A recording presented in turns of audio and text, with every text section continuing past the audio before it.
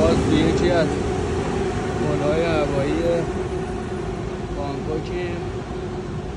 یه توضیح میخوام راجع به ماشینایی که سوار میشم بهتون بدم. شاید 90% ماشینا تویوتاه.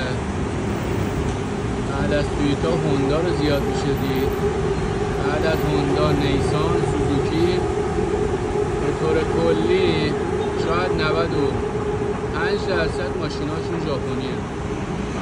این 5% بقیه‌اش هم بیشتر ماشینای چینی به چشم میخوره، مارک MG و خیلی کم ماشینای کره‌ای. ماشینای کره‌ای هم فقط میتونید هیوندای رو ببینید که این سگمنت ون، یعنی سواری شاید اصلا من تا حالا ندیدم ماشینای هیوندا. کیا که اصلا نیست.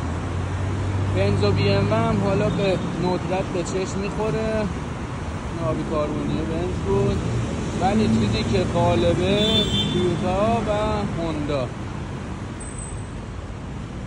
ماشینای چینی رو بیشتر از کره سوار میشن. خب خیلی جالب و قابل توجه. همین که میبینید دشت فروشایی هن که نشستن برو دارن کاسه رو میکنن.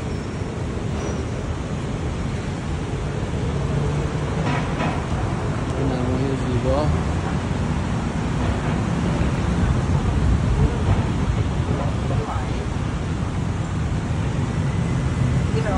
ببین الان همین ردیف این سوبارو هم میبینید، ولی سوبارو نمیدونم ازم برده همه تویوتا و هوندا. اون آخر نگاه کنید الان همینجوری ماشینا که دارن رد میشن یه نگاه بندازید ببین فقط این ونه رو نگاه کنید هیوندایه.